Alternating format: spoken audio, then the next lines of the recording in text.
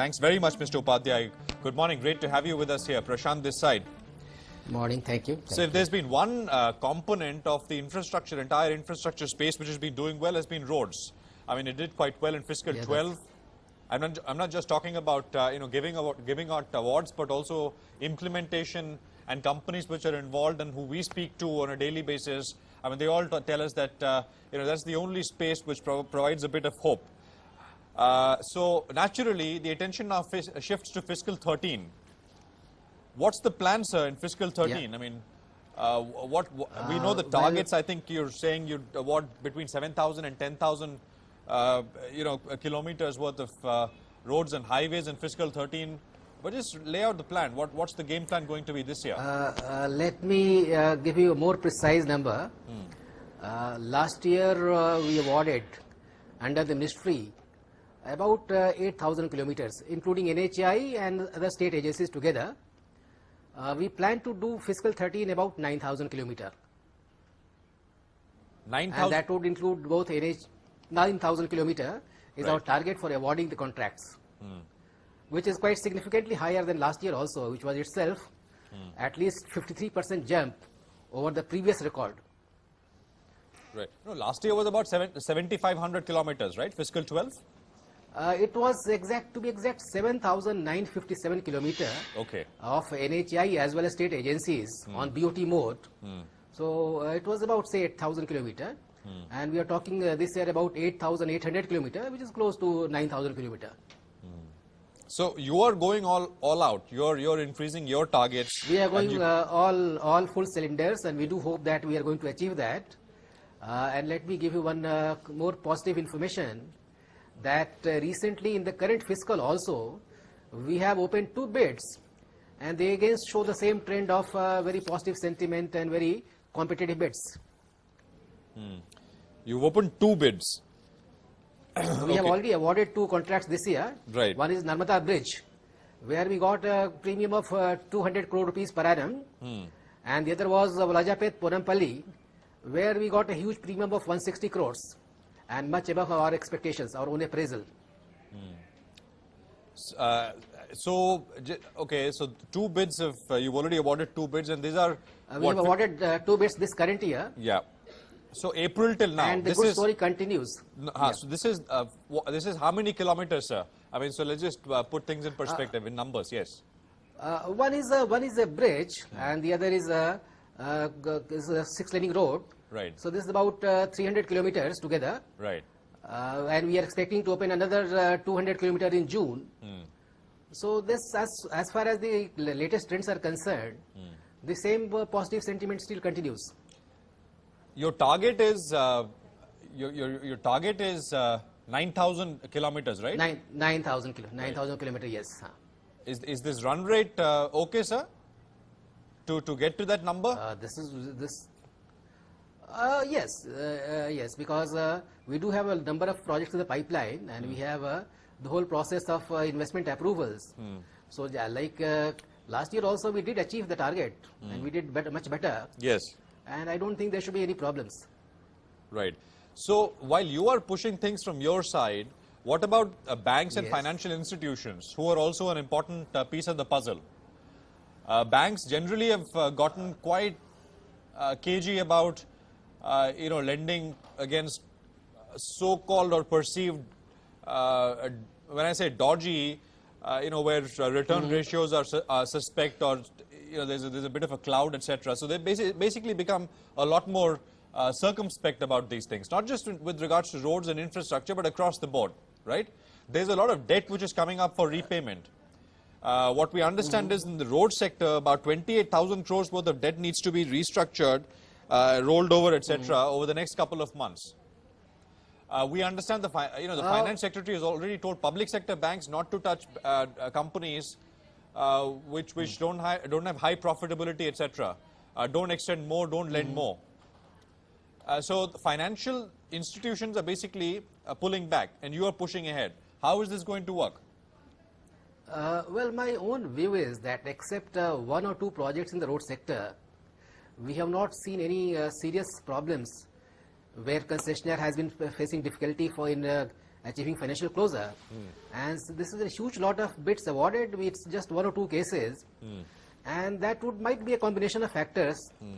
Maybe because the concessionaire was overstretched. Not per se that the projects are not viable. But that is the position. So just except one or two exceptions, all projects are achieving financial closure.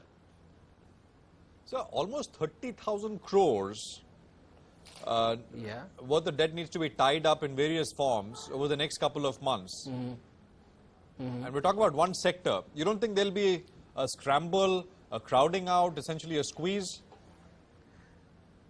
For road sector, it's spread over the year, and the foreign investment and foreign debt is not ruled out. So let's see what happens, because last year we didn't find any difficulty, as I mentioned, except one or two projects. Yes. So therefore, I'm quite hopeful that we shouldn't face many serious problems. So, but the situation from And last... in the long run, Yes. the market has to stabilize. Finally, the market has to find its level. Yeah. Yeah. But, you know, you would agree that generally things are a lot worse off than, right now than they were in last year, right?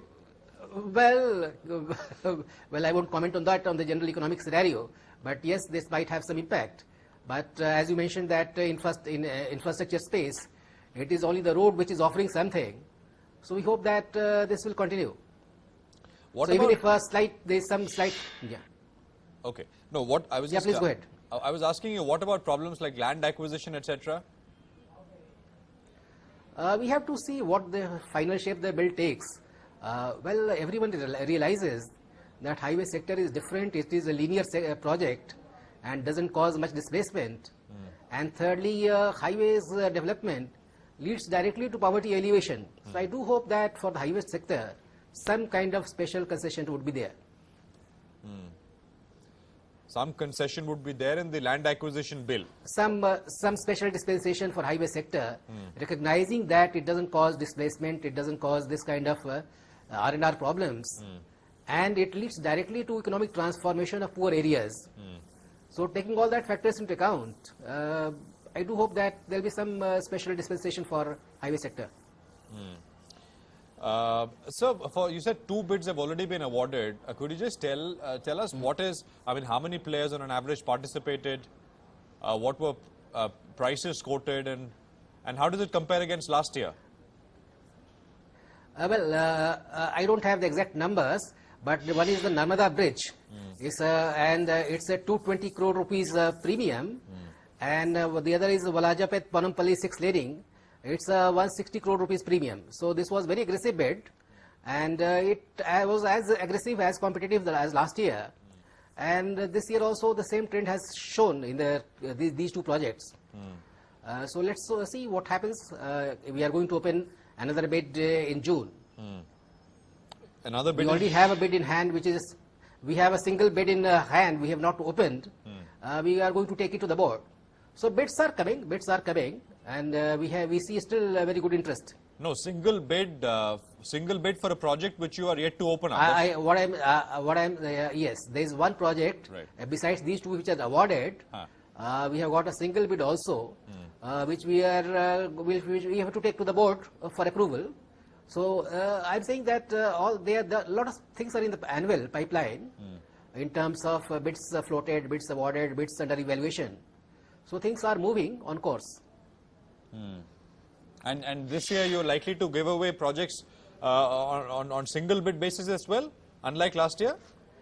Or you take a selective case-by-case call? It's very simple. We do take a case-by-case call. Okay. And in case of single bids, the authority's level is raised for decision making. Okay. And instead of chairman, it goes to the board. So, and if the bids are reasonable, and we find the bids are reasonable within our own parameters, then we do award single bids also.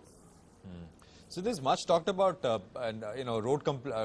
road laying completion every day. It's put at 20 kilometers a day. We understand last year it averaged about 4 to 5 kilometers a day. Do you track that number, and how important is that? What are you doing to? You have Yes. to when you talk about 20 kilometers a day, there are two things. One is we should not look only at the NHDP or NHI. These are the upper tier projects, but a lot of things are happening under special projects like left wing areas projects.